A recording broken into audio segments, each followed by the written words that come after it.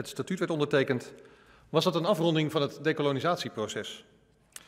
Het was wel een heel rommelig proces. Het statuut was eigenlijk naast het gebiedsdeel Curaçao en Suriname ook voor Nederlands-Indië bedoeld. En Nederlands-Indië was een land met 60 miljoen inwoners. Ten opzichte van Nederland, toen, 1948, 10 miljoen inwoners. Daarom was de gelijkwaardigheid een belangrijk onderdeel van het statuut. Daarnaast was het gelijkwaardigheidsbeginsel van belang om duidelijk te maken dat er sprake was van een autonoom bestuur en een gelijkwaardigheid binnen het Koninkrijk. De vraag is of die gelijkwaardigheid er ook was. Het gebiedsdeel Curaçao had in 1954 140.000 inwoners en Suriname had toen 300.000 inwoners. Maar het statuut was geboren en daarmee de basis voor de toekomst gelegd.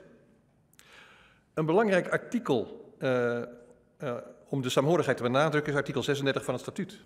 En dat luidt: Nederland, Aruba, Curaçao en Sint Maarten verlenen elkander hulp en bijstand. Maar ook zonder dit artikel is er onderling bijstand verleend. We herdenken dit jaar de 75 jaar bevrijding van Nederland en het beëindigen van de Tweede Wereldoorlog. In die Tweede Wereldoorlog waren Aruba en Curaçao van groot belang voor de geallieerden en voor het winnen van de oorlog. In 1939 voorzagen de raffinaderijen op de twee eilanden in 43% van de oliebehoeften van de Engelsen en de Fransen en voor 80% in die van de British Royal Air Force. De Amerikaanse invasie in Noord-Afrika van 42 tot 43 draaide voor 100% en de strijd in de Pacific 44-45 voor 75% op de brandstof uit de Antillen. Bij de watersnoodramp in 1953 kwamen ook de eilanden, de zwaar getroffen delen van Nederland, te hulp met geld en goederen. Een mooier teken van solidariteit is niet te bedenken, voorzitter. Ik spreek hier wederom mijn dank voor uit.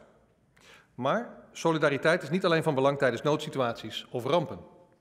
Solidariteit is, of zou dat moeten zijn, een permanent onderdeel van het Koninkrijk. Nederland heeft vanaf de implementatie van het statuut meer dan 10 miljard euro geïnvesteerd in de eilanden van het Caribisch deel van het Koninkrijk. We hebben geholpen met sociale en economische ontwikkelingsprogramma's op de eilanden. Nederland ondersteunt op permanente basis de rechtsorde met rechters, officieren van justities en training en opleidingen.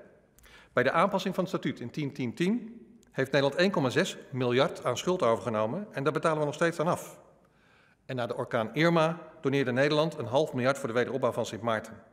Niemand, maar dan ook niemand binnen het Koninkrijk kan Nederland een gebrek aan solidariteit verwijten. Op dit moment zijn de zorgen groot op Aruba, Curaçao en Sint Maarten. Dat zien we allemaal. Door de coronacrisis ligt toerisme stil en daarmee de economie plat. De werkloosheid gaat naar 30%. De jeugdwerkloosheid misschien nog wel hoger. Er zijn geen inkomsten. Niet bij het land, maar ook niet bij de inwoners. De voedselbank op Curaçao ging van het uitdelen van 100 pakketten regelmatig naar 8000 pakketten. Ook Nederland wordt hard geraakt. Restaurants en cafés hebben hun deuren moeten sluiten, strandtenten zijn dicht en de stranden zijn leeg. Ook hier is toerisme niet bestaand op dit moment. Maar voorzitter, tegenslag moet je niet vergelijken, maar je moet er samen uitkomen. Dan kan de een niet op de ander leunen. Dan zullen er samen stappen gezet moeten worden. Stappen zetten om al die mensen die nu in armoede leven, geen baan hebben, geen perspectief hebben, weer hoop voor de toekomst te geven. Als Aruba, Curaçao en Sint Maarten uit de crisis willen komen, zullen ze zelf die stappen moeten zetten. Zullen ze stevig moeten hervormen en hard in moeten grijpen in de oude manieren van doen. De oude politiek van pappen en nat houden is voorbij. Tijd voor een nieuwe generatie politici. En misschien wel letterlijk, voorzitter, want van die oude politici gaan er aardig wat gewoon de gevangenis in of staan op de nominatie om de gevangenis in te gaan. Dankzij de motie van Raak Bosman is er extra geld gekomen voor de aanpak van de ondermijning. En dat geeft goede resultaten. Gerrit Schotten, oud-minister-president van Curaçao, maar nog steeds politiek leider van de MFK, in de gevangenis. Theo Heiliger, oud-gedeputeerde van Sint Maarten en leider van de UP, naar de gevangenis. George Damelodin, oud-minister van Financiën van Curaçao, veroordeeld voor het uitlokken van de moord op Helmin Wiels, in de gevangenis. En op Aruba staan er ook een paar klaar om naar de gevangenis te gaan. En ik hoef alleen maar Selimar op Aruba te noemen. Maar er zijn ook economische kansen, voorzitter, voor alle drie de landen. Maar dan moeten ze het wel oppakken. Ik heb altijd gezegd dat er geld genoeg is op de eilanden om iedereen van een normaal salaris te voorzien. Maar zolang er mensen zijn, families zijn, die de budgetten afromen en in hun eigen zak steken, blijft de armoede op de eilanden. Als vriendjespolitiek je een betere baan geeft op de eilanden dan een goede opleiding. Als je niet geholpen wordt omdat je niet naar de pijpen danst van een paar families op de eilanden, dan zal er nooit economische voorspoed komen. En dat terwijl de kansen er zijn.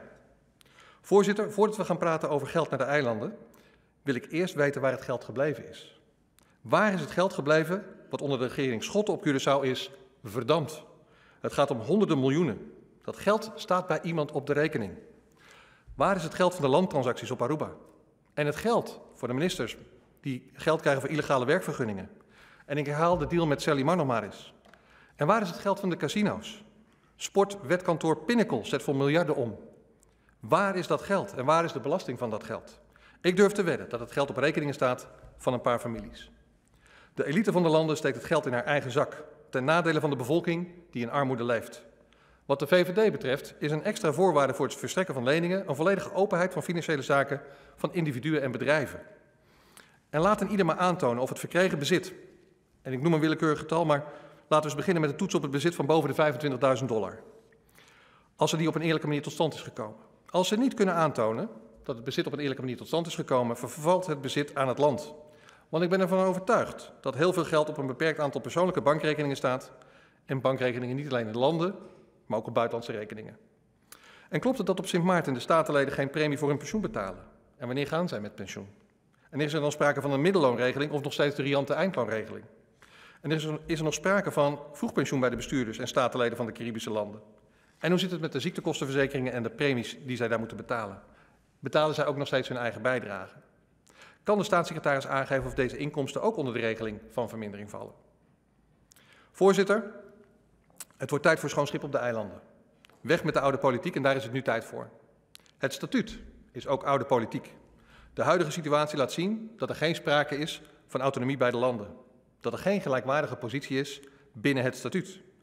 Als we dat met z'n allen constateren, dan is het toch ook tijd om het statuut om te vormen naar de realiteit. We zijn aan het doormodderen in een cafetaria-statuut. Een paar Caribische bestuurders houden nog krampachtig vast aan de autonomie zoals zij die voor ogen hebben. Maar ook daar moeten nu de harde keuzes gemaakt worden. Waar wilt u als bestuurder van Aruba, Curaçao en Sint Maarten nog wel en waar niet voor verantwoordelijk zijn? Maar de tijd van het oude statuut is voorbij. Het statuut is wat de VVD betreft een dode letter.